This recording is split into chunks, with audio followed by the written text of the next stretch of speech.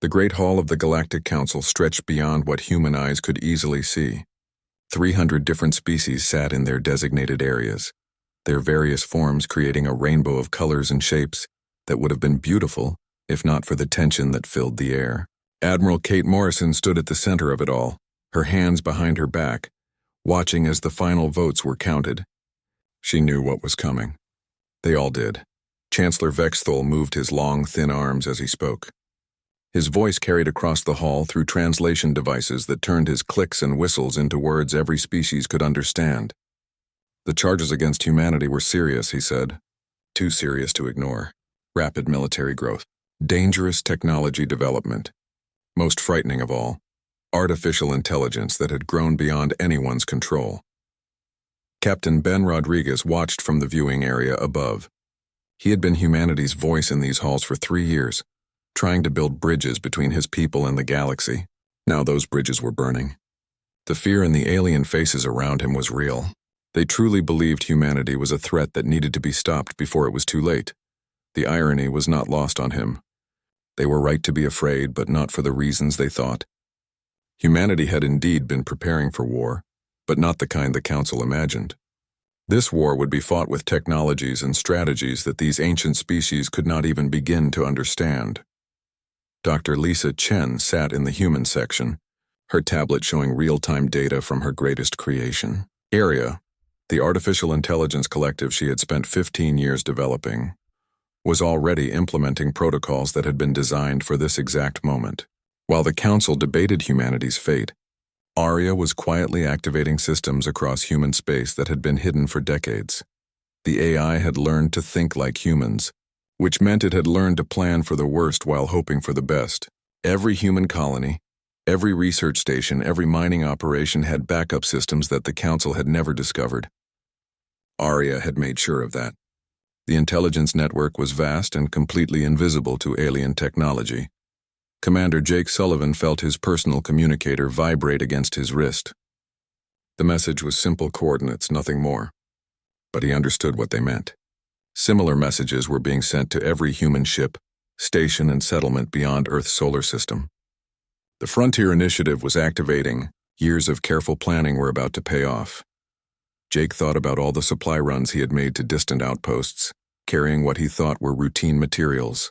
Now he realized those cargo holds had contained the building blocks of a secret empire. Humanity had been playing a much longer game than anyone suspected. The vote was unanimous. For the first time in the Council's long history, every single species agreed on something. Humanity was banned from galactic civilization. No human would be allowed to enter Council space. No alien technology would be shared with Earth. Automated sentinel stations would be placed around human territory to enforce the quarantine. Admiral Morrison listened to the sentence without changing expression. Inside, she felt a mixture of sadness and relief. Sadness because humanity had genuinely wanted to be part of the galactic community. Relief because the pretending was finally over. Now they could stop hiding what they had become. The Council members thought they were protecting themselves from a dangerous young species. They had no idea they were actually freeing humanity from the constraints that had been holding them back. For 23 years, humans had been careful not to advance too quickly, not to appear too threatening. Those days were over. As the session ended and the various alien delegations began to file out, Admiral Morrison caught Captain Rodriguez's eye. He nodded slightly. The communication was clear without words. Phase 1 was complete. The Council had made their choice. Now humanity would make theirs. Dr. Chen's tablet chimed softly.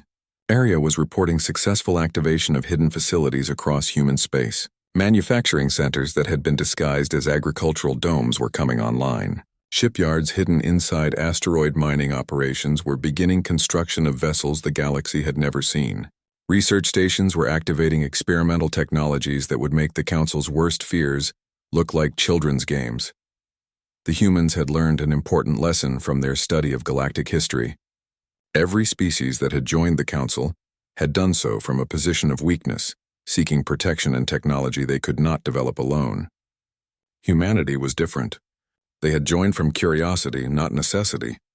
Now that curiosity had been satisfied, Commander Sullivan activated his ship's quantum communication array, sending a coded message to Fleet Admiral Sam Harrison. The man the galaxy thought was dead would be very interested to hear about today's vote. The Frontier Initiative had been his idea, conceived during the early days of human-alien contact when it became clear that this moment would eventually come. Harrison had been a student of military history, and he understood that the most successful empires were built by those who prepared for war, while others prepared for peace. While the Council had spent decades in comfortable stagnation, humanity had spent those same decades revolutionizing every aspect of their technology and society. The Sentinel stations were already being deployed around Earth's solar system. Massive automated platforms designed to destroy any human vessel that attempted to leave the quarantine zone. They represented the most advanced military technology the Council could deploy. They would have been impressive if humanity had remained the same. Species the Council had met 23 years ago. Admiral Morrison smiled for the first time that day as she watched the alien platforms take their positions. The Council had just spent enormous resources to build a cage around a bird that had already flown. The Earth they were guarding was important to humanity for sentimental reasons, but it was no longer the center of human civilization. That honor now belonged to the colonies and installations that had been secretly established across the galaxy. Hidden cities that had grown into major population centers, research facilities that had made breakthrough discoveries, manufacturing complexes that had produced technologies the Council could not imagine. As the last of the alien delegates left the Council chambers, the humans gathered their belongings and prepared for their own departure. They would return to Earth one final time to deliver the news and collect the people who chose to join the Exodus. After that, humanity would begin its real expansion into the galaxy. Dr. Chen closed her tablet and stood up. Arya had one final message for her. All systems were green. The network was active. Humanity was ready for whatever came next. The Council had made their decision, but they had made it far too late. The age of human expansion was about to begin, and nothing in the galaxy would ever be the same. Colonel Amy Patterson was conducting a routine inspection of the Kepler 442 mining facility when the activation signal arrived. She had visited this asteroid operation dozens of times over the past 5 years, watching miners extract rare metals from the floating rocks. It seemed like any other industrial site in human space, busy but unremarkable. Then the hidden doors opened. Massive blast barriers that had been disguised as natural rock formations slid away to reveal something that took her breath away. Shipyards stretched into the distance, filled with vessels under construction. Manufacturing plants hummed with activity. What she had thought was a simple mining operation was actually one of the largest military production facilities humanity had ever built. The workers moved with practiced efficiency, as if they had been waiting for this moment their entire lives. Many of them had been. Colonel Patterson realized that half the miners she had met over the years were actually engineers and technicians who had been building an entire fleet in secret. The operation was so well hidden that even she, with her security clearance, had never suspected. Similar revelations were happening across human space. Dr. Greg Turner at the Proxima Centauri research station watched in amazement as his atmospheric processing equipment transformed before his eyes. Hidden panels slid away to reveal laboratories filled with experimental technology. Underground factories that had been operating for years suddenly became visible. His quiet research outpost was actually a major development center for advanced weapon systems. The disguises had been perfect. Equipment that seemed designed for terraforming was actually building components for faster-than-light engines. Atmospheric processors were secretly manufacturing advanced materials that the Council's scientists had never seen. Food production facilities were growing. Biological computers that could outthink any artificial intelligence the galaxy had ever created. Engineer Lucy Watson received her activation orders while reviewing supply manifest at the Wolf 359 station. She had spent 3 years managing what she thought was a cargo distribution hub. When the hidden systems came online, she discovered that her warehouse was actually a command center for a fleet of stealth warships that had been assembled piece by piece over the past decade. The ships were beautiful and terrifying at the same time.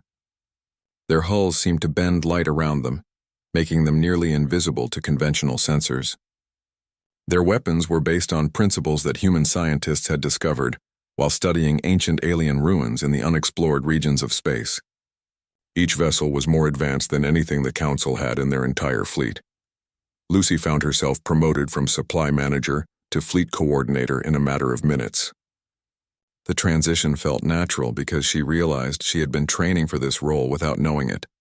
Every supply run, every inventory check, every personnel assignment had been preparing her to command a military operation that spanned multiple star systems. The architect of this massive deception revealed himself when Admiral Morrison received a holographic message in her quarters aboard the transport ship taking her back to Earth.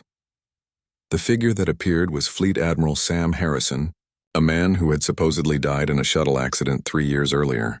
His death had been carefully staged to hide his real mission. Harrison looked older but more confident than ever.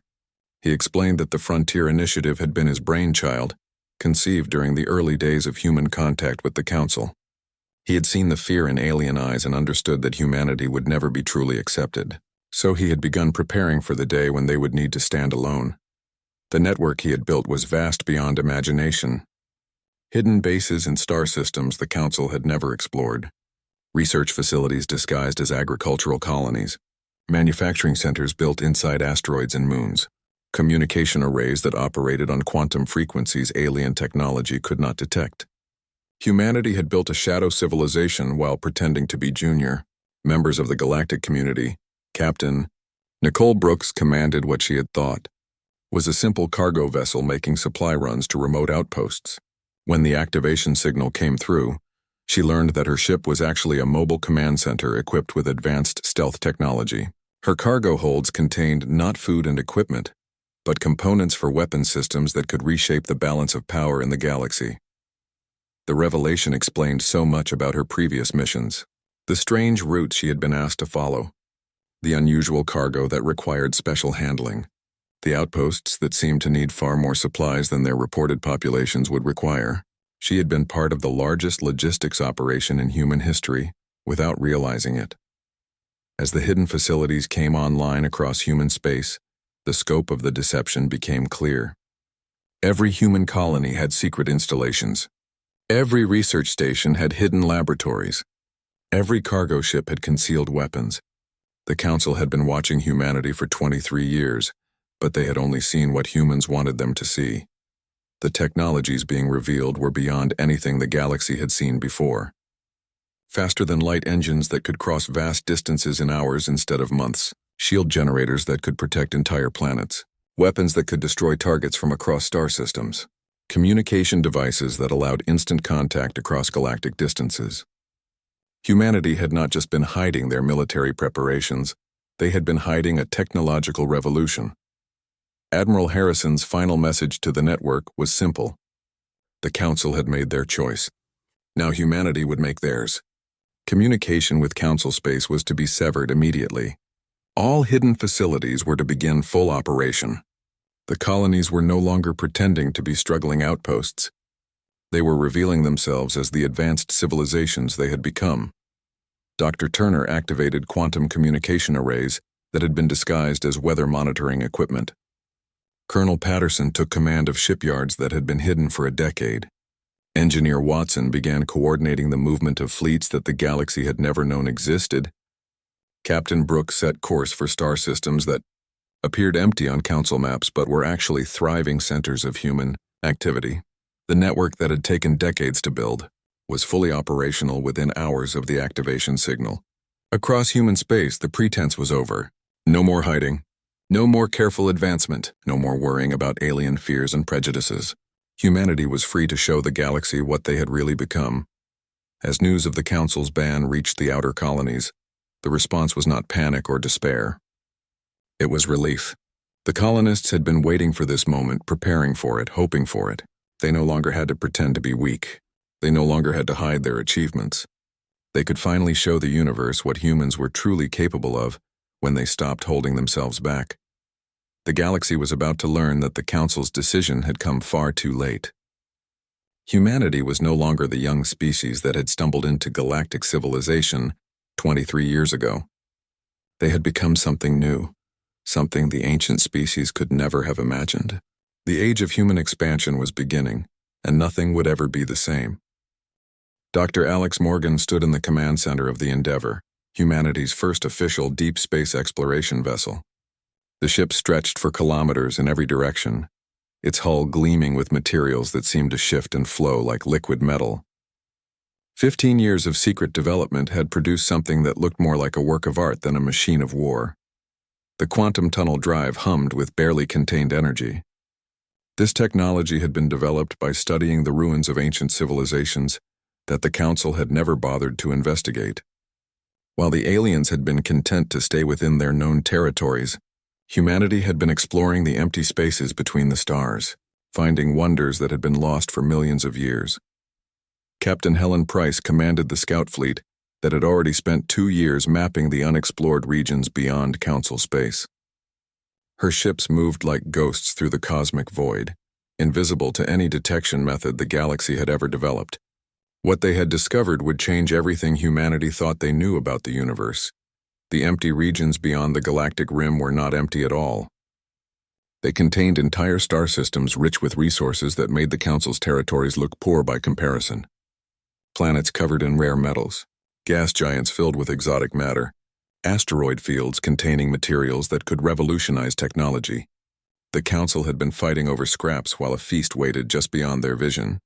More importantly, these regions contained the ruins of civilizations that had achieved things the current galaxy considered impossible. Captain Price's teams had found the remains of structures that spanned entire solar systems, space stations the size of small moons, technologies that seemed to manipulate the basic forces of reality itself. Dr. Tony Martinez led the archaeological teams that were carefully studying these ancient sites. What they were learning challenged every assumption about what was possible. The ancients had built machines that could move faster than light without using conventional engines. They had created artificial gravity fields that could reshape space itself. They had developed computers that existed partially outside normal reality. The most incredible discovery was that these technologies could be adapted and improved by human science. The ancient builders had used principles that human minds could understand and enhance, while the Council species seemed locked into patterns of thinking that had not changed for millennia. Humanity's flexible approach to problem-solving allowed them to build on foundations that others could not even recognize. Captain Price's scouts had also made contact with something else in the deep void. Not the ruins of dead civilizations, but living beings that had never heard of the Galactic Council. Species that had developed along completely different evolutionary paths, entities that existed in forms the Council would consider impossible. These beings were not hostile, but they were immensely powerful. They had been watching the galaxy for eons, occasionally intervening in subtle ways to guide development. They found humanity interesting because humans were the first species in millions of years to venture beyond the boundaries that other civilizations accepted as absolute. Limits, the Endeavor's mission was to establish permanent contact with these ancient entities and to begin the process of claiming the vast territories beyond Council space. Dr. Morgan understood that humanity was not just expanding into empty regions. They were entering a larger universe that the Council had never imagined existed. Meanwhile, back in Council space, strange reports were beginning to filter in from border systems. Ships appeared on long-range sensors for brief moments before vanishing completely. The sightings were always at the very edge of detection range, and when investigation teams arrived, they found nothing but empty space. Automated mining operations reported equipment malfunctions that somehow resulted in increased efficiency rather than reduced output. Ore processing facilities discovered that their machinery had been quietly upgraded with components that no one could identify. Transport ships found their cargo holds had been reorganized in ways that allowed them to carry more freight while using less fuel. Border patrol vessels encountered gravitational anomalies that should not exist according to established physics. Space seemed to bend in impossible ways, creating shortcuts between distant points. Communication arrays detected signals that used frequencies beyond the known spectrum. The very fabric of reality appeared to be changing in subtle but unmistakable ways. The Council's investigation teams were led by their most experienced scientists and military officers. They had studied the galaxy for thousands of years and thought they understood all its secrets. What they were discovering challenged everything they believed about the nature of space and time. Energy signatures that defied classification were detected throughout the border regions. Material compositions were found that seemed to bend the laws of physics. Most disturbing of all, these anomalies appeared to be expanding outward from the quarantine zone around human space, as if something was methodically exploring Council territory from the outside in. The investigation teams tried to make contact with whatever was causing these phenomena, but their efforts were unsuccessful. The anomalies seemed to respond to Council technology in ways that suggested intelligence, but no meaningful communication could be established. It was as if something was studying them while remaining just beyond their reach. Dr. Morgan received regular reports from the scout fleets as the Endeavour continued its journey into the deep void. Humanity had established contact with 17 different ancient entities and had begun negotiations for territories that spanned hundreds of star systems. The resources available in these regions could support human civilization for millions of years. Captain Price's latest report was the most significant yet. Her teams had discovered a network of ancient transportation systems that connected distant parts of the universe. The builders had created a web of tunnels through space-time that made travel across galactic distances almost instantaneous. With access to this network, humanity could expand their reach beyond anything the Council could imagine. The ancient entities were willing to share access to these systems in exchange for humanity's promise to protect and maintain them. It was a responsibility that the aliens would never offer to the Council species, because those civilizations had shown no interest in exploring beyond their comfortable boundaries. As the Endeavour approached its first major destination, Dr. Morgan reflected on how far humanity had come. 3 months ago, they had been junior members of a galactic civilization that feared their potential. Now they were partners with beings that had shaped the universe for eons and inheritors of technologies that could remake reality itself. The Council had tried to cage humanity within their own solar system, but they had actually freed them to claim an inheritance that was beyond anything the galaxy's current inhabitants could comprehend. The barrier they had erected around human space was not a prison. It was a launching point for an expansion that would dwarf anything in galactic history. Chancellor Vexthal called an emergency session of the Galactic Council when Deep Space Monitoring Station Omega-7 simply vanished without sending a distress signal. The facility had been positioned at the very edge of Council space, equipped with the most advanced sensors available. Its primary mission was to watch for any unauthorized travel beyond the galactic barrier. Now it was gone as if it had never existed. The station had housed 300 alien scientists and military personnel. It had defensive systems capable of destroying entire fleets. Its sensor arrays could detect movement across dozens of star systems. The fact that something could make it disappear without triggering any alarms was deeply disturbing to every species in the Council. Admiral Rick Foster stood in the command center of the human fleet that had claimed the monitoring station. His teams had needed only 6 hours to completely dismantle the facility, studying every component while keeping the operation invisible to Council sensors.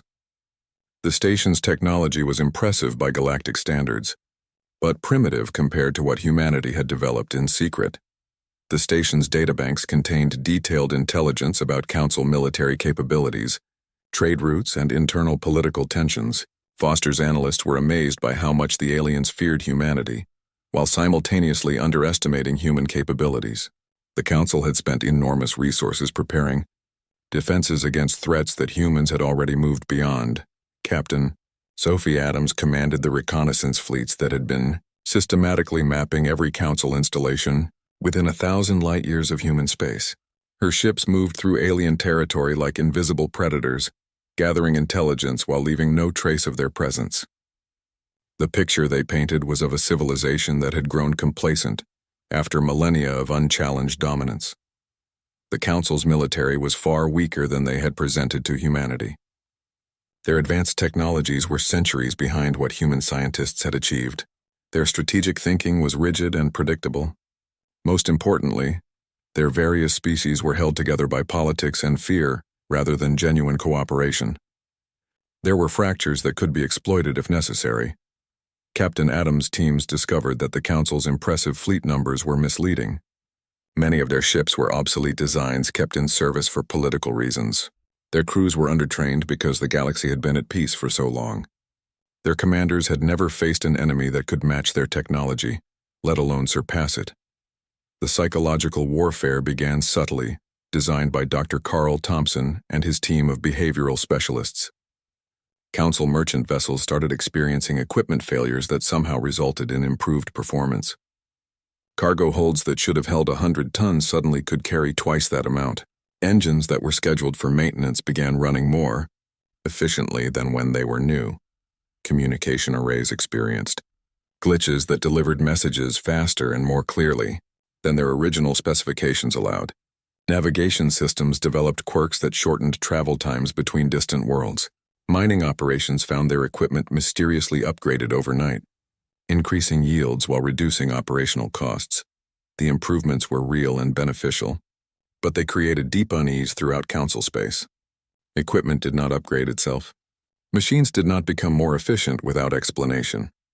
The fact that these phenomena were spreading from the edges of the galaxy inward suggested that someone with incredibly advanced technology was sending a message. Dr. Thompson had studied the psychology of every council species extensively. He understood that beings who had lived in safety for thousands of years would be deeply disturbed by evidence that their technology could be manipulated at will. The goal was not to cause harm, but to demonstrate that humanity could reach anywhere in council space whenever they chose. The message was subtle, but clear to those intelligent enough to interpret it. The hunters had become the hunted. The species that had voted to quarantine, humanity, were now discovering that their own territory was completely vulnerable to forces they could not detect or understand. Admiral Foster received reports from human operatives throughout council space. Every major military installation had been mapped in detail. Every important trade route was under constant surveillance. Every significant political leader was being monitored without their knowledge. Humanity had achieved complete intelligence dominance over their former allies. The Council's attempts to investigate the anomalies were clumsy and ineffective. Their technology could not detect human stealth systems. Their scientists could not understand the principles behind the mysterious improvements to their equipment. Their military could not defend against enemies they could not find. Captain Adams transmitted her final reconnaissance report to Admiral Foster. Every council installation within their target zone had been cataloged and analyzed. Humanity now possessed more detailed intelligence about the galaxy's defenses than the council's own military commanders. The strategic advantage was so complete that any conflict would be decided before it began. The council's emergency sessions became increasingly frantic as reports of impossible phenomena continued to arrive from across their territory. Ships appeared on sensors for microseconds before vanishing. Gravitational anomalies created shortcuts through space that reduced travel times by weeks. Energy signatures were detected that operated on principles their scientists could not explain. Chancellor Vexthul ordered the deployment of the Council's most advanced investigation fleets, but they found nothing except evidence that something far beyond their understanding was operating throughout their space.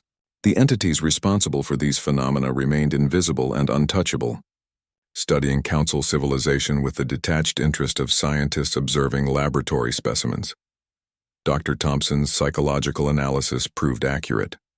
The Council species were experiencing the deep unease that came from realizing they were no longer the apex predators in their own territory. Centuries of comfortable dominance had not prepared them for the possibility that they might be vulnerable to forces beyond their comprehension. Admiral Foster smiled as he reviewed the latest intelligence reports. The Council had spent 3 years believing they were safely separated from humanity by an impenetrable quarantine. In reality, human agents had been operating throughout their territory since the day the ban was announced. The aliens had been living under observation while congratulating themselves on their successful isolation of a dangerous species. The irony was perfect. The Council had voted to ban humanity because they feared human unpredictability and rapid advancement. Now they were discovering that their fears had been completely justified, but their response had been tragically inadequate. They had tried to cage a storm that was already beyond their ability to contain. As reports continued to flood in from across Council space, it became clear that the galaxy's balance of power had shifted in ways the aliens could not comprehend. Humanity was no longer asking for permission to exist. They were demonstrating that they could reshape reality itself whenever they chose. The age of Council dominance was ending, and the Council themselves were only beginning to understand what that meant. The revelation came during what should have been a routine Council session about trade regulations. Chancellor Vexthul was reviewing quarterly reports when every screen in the Great Chamber simultaneously displayed the same impossible image. A human fleet of unprecedented size hung in space just outside the Council's most heavily defended star system, their ships gleaming like captured starlight. The vessels were unlike anything the galaxy had ever seen. Each ship seemed to be sculpted from liquid metal that flowed and shifted in patterns that hurt to watch. They were massive beyond comprehension, dwarfing even the Council's largest battleships like mountains next to pebbles.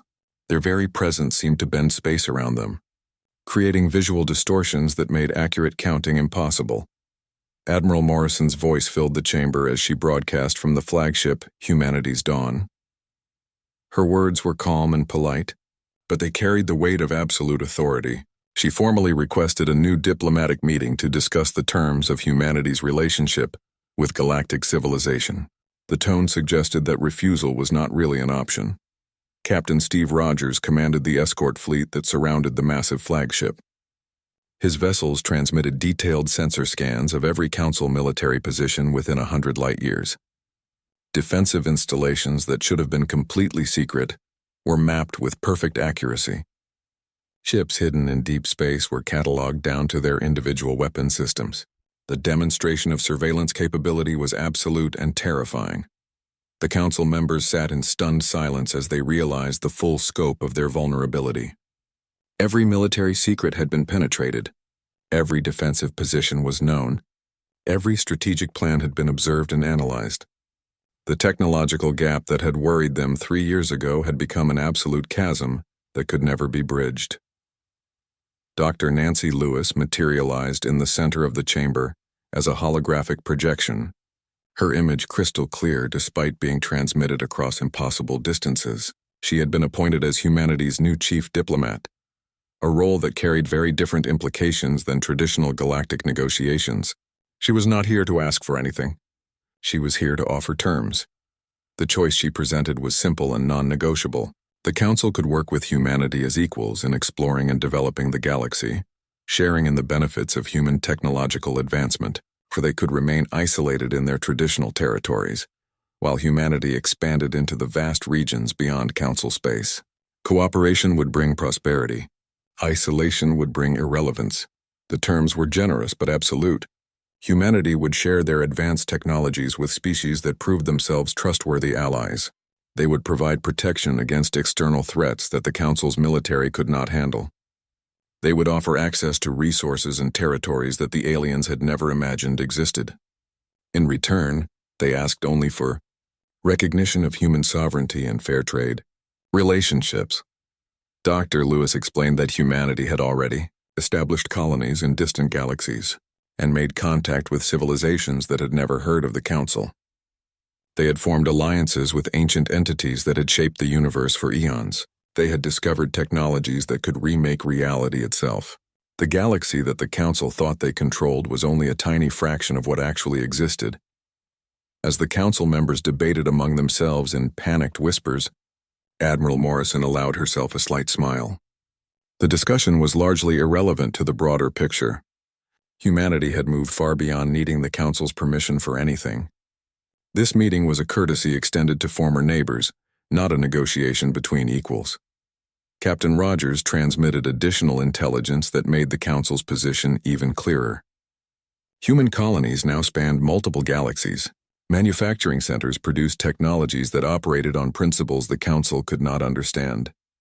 Research facilities had made discoveries that revolutionized the understanding of physics itself. The age of human expansion had already begun, and it was proceeding at a pace that left traditional galactic civilization far behind. The Council's military advisors ran desperate calculations trying to understand their strategic position. The numbers were beyond comprehension. Humanity fielded more advanced warships than the entire Council combined. Their resource base spanned territories larger than all known space. Their technological advantages made any conflict impossible to win. Resistance would not just be futile, it would be immediately suicidal. Chancellor Vexthal finally found his voice and asked the question that every Council member was thinking. How long had humanity been operating at this level of capability?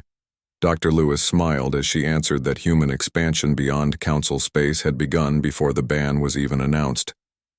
The quarantine had been meaningless from the moment it was established. The revelation that the last 3 years of supposed isolation had been completely ineffective sent shockwaves through the chamber. The council had congratulated themselves on successfully containing a dangerous species, while that species had been quietly building an empire that spanned galaxies. The humans had allowed the aliens to maintain their illusions while pursuing goals beyond their comprehension. Dr. Lewis concluded her presentation with a final demonstration of human capabilities. The chamber's environmental system suddenly began operating at perfect efficiency. The lighting became more comfortable. The air became cleaner and more refreshing. The temperature adjusted to optimal levels for every species present. Humanity had quietly improved the council's own headquarters while they debated, showing that nowhere was beyond human reach. The vote that followed was unanimous, but for very different reasons than the vote 3 years earlier. This time the council was not acting from fear of what humanity might become. They were accepting the reality of what humanity had already become. The galaxy's new dominant power was extending an offer of partnership, and refusing would mean being left behind as the universe moved into a new age. Admiral Morrison's final transmission was a promise, rather than a threat. Humanity would honor the agreements they were making. Species that joined as genuine allies would share in discoveries and technologies beyond their current imagination. The galaxy would prosper under human leadership, not through conquest but through cooperation and innovation that lifted everyone to new heights. As the human fleet departed as silently as it had arrived, the council members sat in contemplation of how completely their universe had changed. The species they had tried to isolate 3 years ago was now offering to lead them into an age of expansion and discovery that would dwarf anything in galactic history. The decision to ban humanity had indeed come far too late. In the depths of space, human ships continued their eternal journey outward, carrying the light of civilization to corners of the universe that had never known intelligent life. The galaxy that had once seemed so vast was now just the beginning of an empire that would span all of creation. The council had tried to cage a storm, but they had only succeeded in setting it free to reshape everything they thought they knew about what was possible. The age of human expansion would be remembered as the moment when the universe itself became too small to contain the dreams of a single species, and it had all begun with a council vote that came far too late to change anything, except the illusion that anyone other than humanity would be writing the next chapter of galactic history.